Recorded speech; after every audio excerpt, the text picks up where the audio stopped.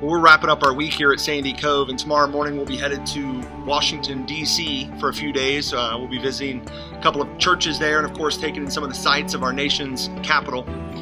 The theme this week here at Sandy Cove has been upside down.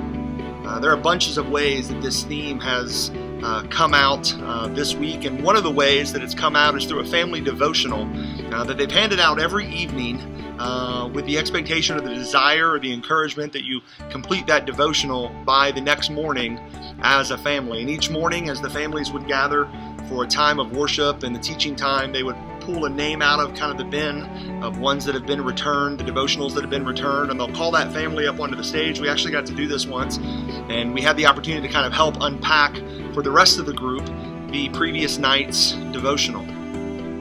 And over the week, we've looked at phrases and words like upside down and counterintuitive.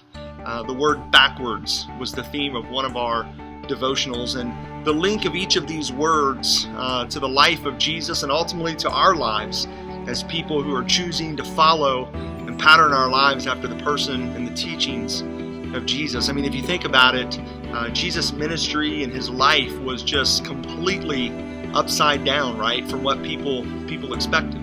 The way that he treated people was really counterintuitive and backwards from what the culture would normally dictate in that situation. Jesus did things differently than those around him, right? He acted different. He responded different. He spoke different than the people around him.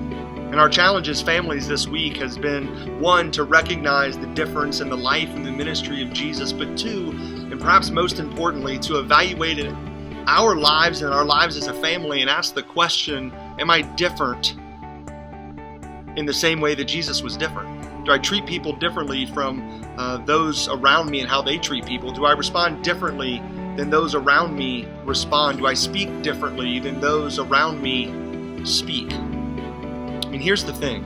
If you can answer those questions honestly and the answer is no, then let me encourage you to spend some time evaluating your relationship with Jesus Christ. We're not all called to be just hearers of the word. Rather, we're called to be doers, right? We're called to be set apart. We're called to look different than those around us. John 13:35 says, "Your love for one another will prove to the world that you are my disciples." Listen, if you love like everyone else loves, how will people come to know the Jesus that you serve? If you respond like everyone else responds, how will people come to know the Jesus that you serve? See, you and I as Christ followers are called to live lives that appear to be backwards and counterintuitive and upside down. So here's the question. Are those words that would describe how others view you? My prayer is that you would be encouraged as I've been encouraged this week, that you would be challenged as I've been challenged this week. My prayer is that you would live a life as I've been challenged to live, one that's upside down, one that's backwards, and one that's counterintuitive to everything that you see around you.